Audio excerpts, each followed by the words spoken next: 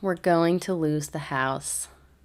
I feel like that statement, everyone who has a narcissistic parent will probably have their own version of that statement, where it's kind of like an empty but very viable threat that your parent will use to control you or to pressure you into doing something or not doing something. And it's so high stakes, I think, whatever this threat might be. And it's realistic enough where, I know in my case, I sometimes doubted when something like that would be said to me, right? Initially, I would be concerned.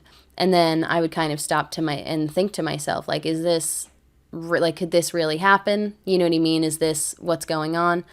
And then I would think about the times in the past where that same thing has been brought up, but then nothing ever happened, And that would kind of lead me to believe sometimes, I guess, to just doubt it.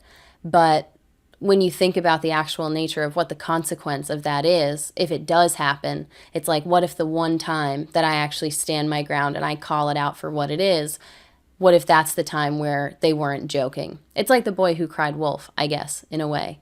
And I think so often, more often than not for me, that fear, the possibility of that actually being what was going on, it always kind of led me to being controlled or manipulated, doing the thing that my narcissistic parent wanted me to either do or not do.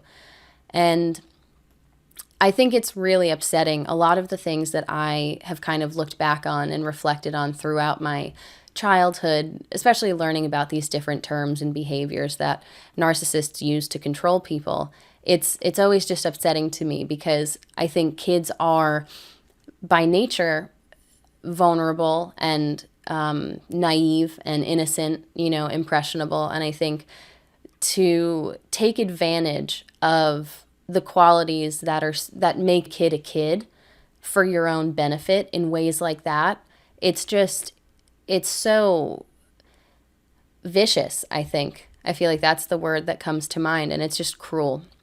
And I think that's why a lot of kids who grow up with narcissistic parents say that, they felt like they never really got a chance to be a kid. They felt like they were a third parent or they were always an adult, because when you're dealing with a parent like that and that kind of relationship dynamic, even though you're a kid, maybe you're 10, 11, 12 years old, you're shouldering a lot of adult responsibilities, because depending on the role that you play, I think you can be like a sounding board for your narcissistic parent, where all of their really adult problems and responsibilities, things that you didn't cause, that you have no ability to actually change, are being spoken to you in a way where it's like you can do something about it. You know what I mean? Like, you're almost being looked to sometimes for a solution.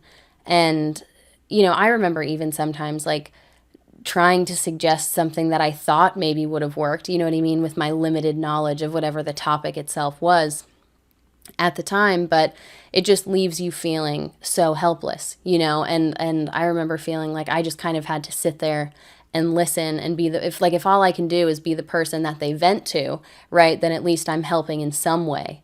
And it's so unfair to place that kind of responsibility on a kid, especially so consistently. So, fear is just one of the many ways that I think a narcissist will try to control you or manipulate you into doing exactly what it is that they want.